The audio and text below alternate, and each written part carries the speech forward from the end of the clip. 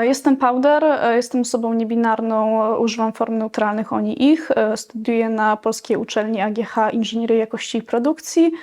Interesuję się kosmosem, rysuję, piszę własną książkę i zajmuję się propagowaniem wiedzy o kosmosie wśród studentów i młodzieży.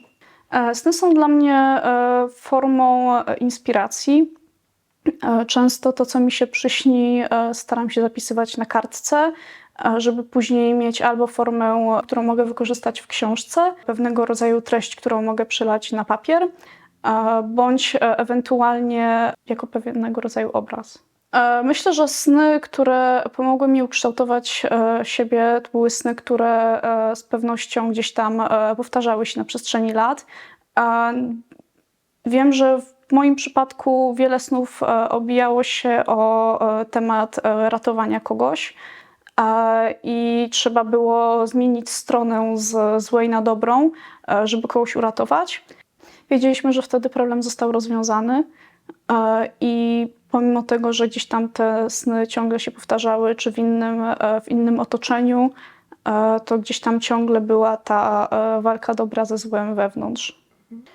W mojej rodzinie nie było nigdy jakiegoś większego przeświadczenia na temat snów, natomiast wiem, że na przykład była sytuacja, gdzie w mojej rodzinie jednemu z członków rodziny przyśnił się rodzic tuż po swojej śmierci i po prostu przeprowadzili spokojną rozmowę we śnie. Tak samo mnie się też zdarzyło przeprowadzić kilkukrotnie rozmowy we śnie i pamiętam je mniej więcej, może nie słowo, ale wiem, o czym one były. Jeżeli chodzi o sny, które powtarzają się i tak samo motywy, to są to w większości sny, gdzie musimy kogoś uratować. Jest to najczęściej członek rodziny. My jesteśmy po stronie złej, natomiast to nie jest tak, że jesteśmy w tym sami. Jakby mamy osoby, które mi ufają po tej złej stronie, więc żeby uratować osobę, na której mi zależy, muszę zdradzić te osoby, które w jakimś stopniu mi ufają.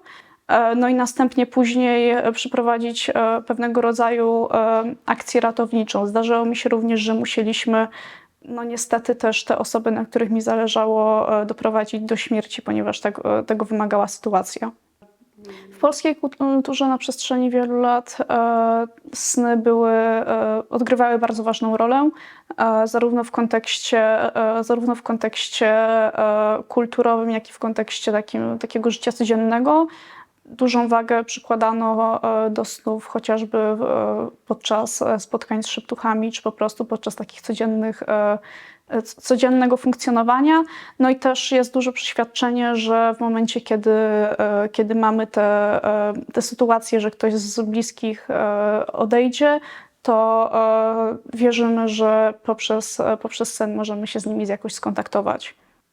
Moją największą inspiracją w tworzeniu sztuki może niekoniecznie są sny, bardziej wizje, które gdzieś tam mnie nachodzą, czy same ciągi myśli, które gdzieś tam pojawiają się w mojej głowie. Natomiast sny są pewnego rodzaju dopełnieniem. Gdzieś tam, jeżeli wiem, że mam pewną lukę w historii, mogę ją uzupełnić o pewnego rodzaju parafrazę snu, który gdzieś niedawno mi się przyśnił.